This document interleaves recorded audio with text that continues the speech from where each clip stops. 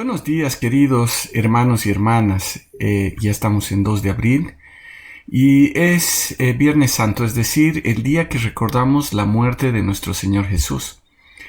Y si bien tenía yo planificado continuar con el estudio de Salmo 139, creo que es bueno hacer un alto para poder hablar de lo que recordamos hoy, la muerte de Jesús. Y quería que comencemos orando.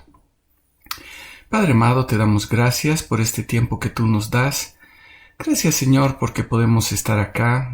Gracias, Padre, porque podemos abrir tu palabra y podemos recordar este tiempo de la Semana Santa, que tú has muerto, has venido a morir y has muerto en la cruz por nosotros. Te pedimos, Señor, que tú abras nuestro corazón y abras nuestro entendimiento. Te damos gracias, Padre, en el nombre de tu Hijo amado. Amén. Bueno, quería que podamos transportarnos por un momento a ese día en el que Jesús murió y nos pongamos en la situación primero de los discípulos y luego de los líderes de Israel. ¿Cómo se sintieron los discípulos? Saben, lo primero que vieron es cómo de una forma completamente injusta se llevaban al maestro, se llevaban a su maestro. En Marcos, en el capítulo 14, los versículos del 43 al 50, está el relato de este acontecimiento. Dice que Judas, el discípulo que había traicionado a Jesús, llegó acompañado de una multitud que venía con espadas y con palos. Esta multitud fue enviada por los principales sacerdotes, por los escribas y también por los líderes de los judíos, los ancianos. Ahora Jesús les dijo en el versículo de 48 al 50 de Marcos 14, como contra un ladrón han salido con espadas y palos para asegurarse que me arrestarán. Cada día estaba yo con ustedes en el templo enseñando y no me prendieron. Pero esto sucedió para que se cumplan las Escrituras. Y dice en el versículo 50, y abandonando a Jesús, todos huyeron. ¿Saben? Jesús sabía todo lo que tenía que suceder. Todo esto estaba escrito. Y si bien sabía que le esperaba el peor momento de su vida, habló con ellos y dejó que todo siguiera su curso. Él no trató de escapar. Pero, ¿qué es lo que pasó con los discípulos? Dice el versículo 50 que abandonando a Jesús, todos huyeron. Desde un poco antes de la crucifixión de Jesús en la cruz, para los discípulos todo se convirtió en un caos. Habían pasado más de 3 años con el Maestro que les había enseñado cosas de una forma que nunca habían visto. Vieron que Jesús vivía lo que predicaba. Vieron a Jesús haciendo milagros y señales. Y los estuvo preparando para el establecimiento de su reino. Pero pronto todo se estaba esfumando. Todo desaparecía.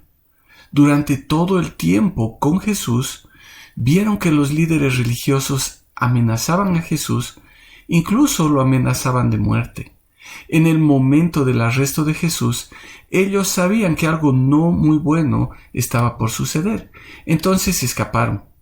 Ahora, solo uno de los discípulos de Jesús tuvo un poco más de valor que los demás. Pedro lo siguió. E incluso se infiltró en el patio de la casa del sumo sacerdote y vio cómo los sacerdotes y el Sanedrín, es decir, el consejo de ancianos, buscaban de alguna forma acusar a Jesús para matarlo. Lamentablemente, cuando Pedro vio que su vida estaba en riesgo, negó 3 veces a Jesús y también huyó y desapareció de la escena.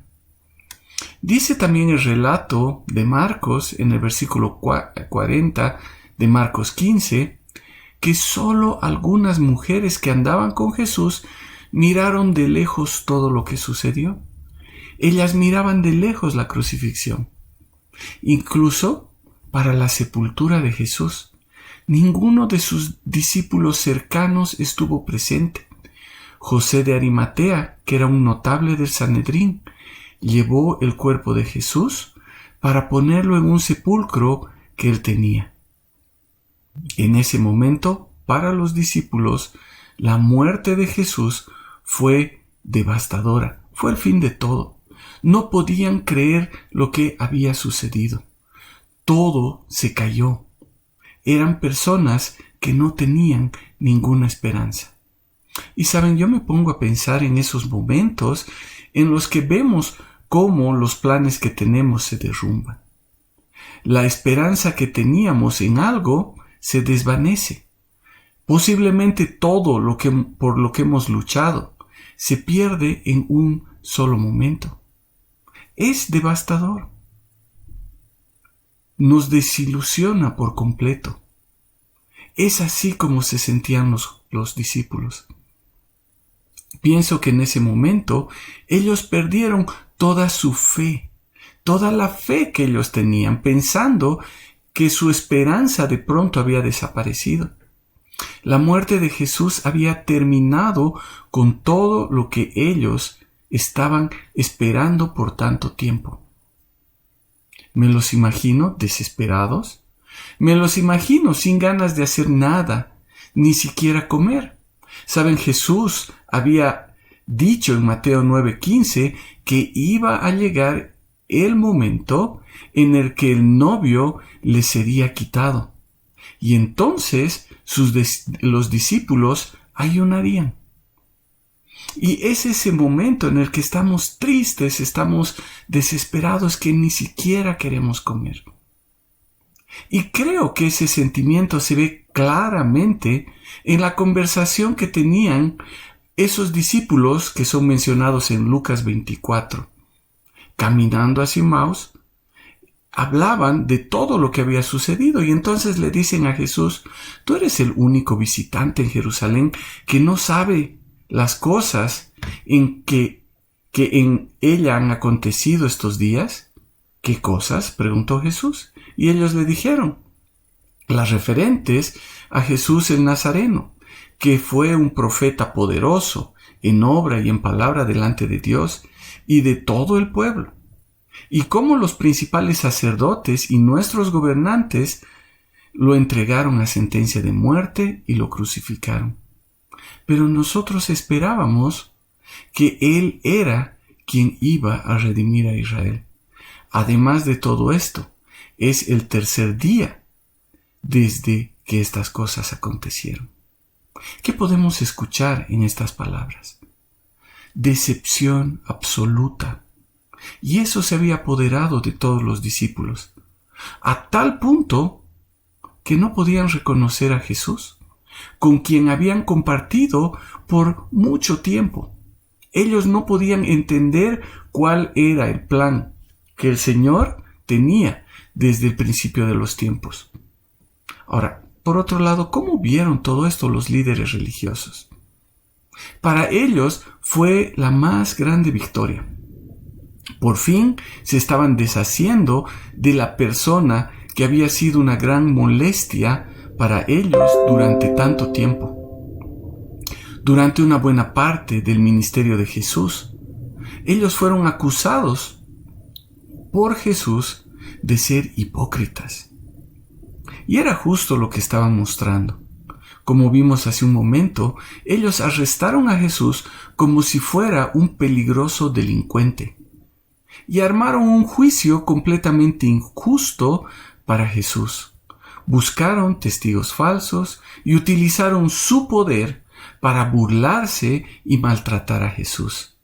A ellos no les importaba deshacerse del Mesías, no les importaba deshacerse del Salvador.